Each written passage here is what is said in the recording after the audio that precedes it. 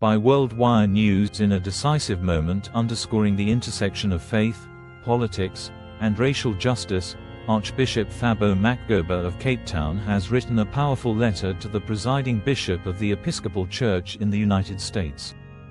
The letter, dated May 15, 2025, applauds the Church's refusal to participate in a controversial refugee resettlement plan prioritizing white Afrikaners under a directive issued by former U.S. President Donald Trump. This correspondence is more than a diplomatic exchange between religious leaders.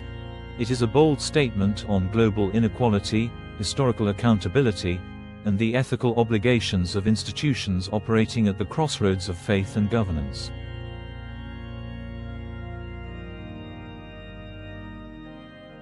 The issue arises from Trump's executive order granting refugee status to select Afrikaners from South Africa, a predominantly white minority population, on the grounds of alleged racial persecution under South Africa's black-led government.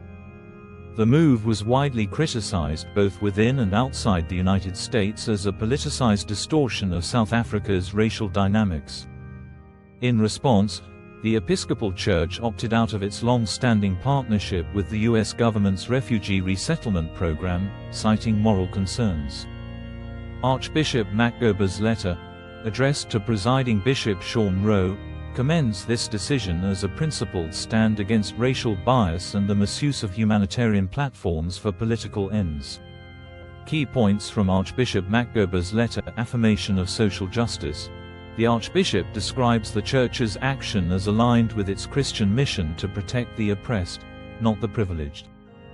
He emphasizes that true persecution must be distinguished from resistance to equitable policies meant to correct centuries of racial injustice.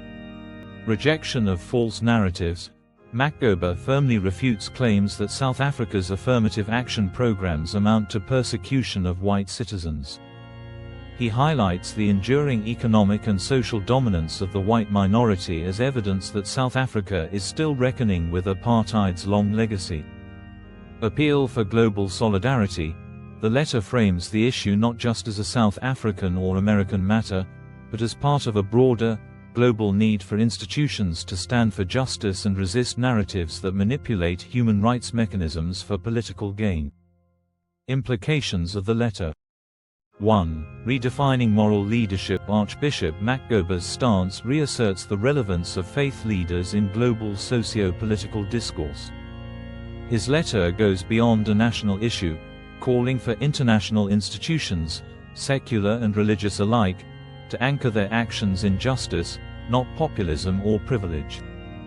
2. Faith-based organizations under scrutiny. By publicly withdrawing from a U.S. government program, the Episcopal Church has taken a rare but powerful step that may inspire other faith-based humanitarian organizations to re-evaluate their participation in programs tainted by political agendas. 3. South Africa's affirmative action under the microscope. The letter has inadvertently revived global debates on post-apartheid reforms. Makgoba's assertion that white South Africans remain the beneficiaries of apartheid challenges international observers to reassess simplistic narratives about racial persecution and equity in South Africa. 4. Humanitarian ethics in refugee resettlement. This controversy raises fundamental questions about refugee policy. Who qualifies as a refugee? Should ethnicity and political affiliation ever influence that decision? The Church's exit from the resettlement program disrupts a precedent that might have favored racially or politically selected groups, potentially resetting global expectations for refugee advocacy. Lessons for the global community. Archbishop Makgoba's letter is a call to action, reminding us that justice must not be selective. In an era where political narratives can hijack humanitarian frameworks, moral clarity and institutional courage are more important than ever. It also affirms that the Church, often criticized for being passive or silent in political matters, can, and should, stand as a watchdog for ethical governance and a voice for the voiceless. Conclusion. The implications of this letter ripple far beyond the borders of South Africa and the United States. As the world continues to grapple with rising nationalism, racial division, and refugee crises, The courage shown by the Episcopal Church and the moral clarity of Archbishop Makgoba set a precedent. For readers of Worldwide News, this is a defining moment, proof that even in an age of political polarization, truth, equity, and faith-based justice can still shape global conversations.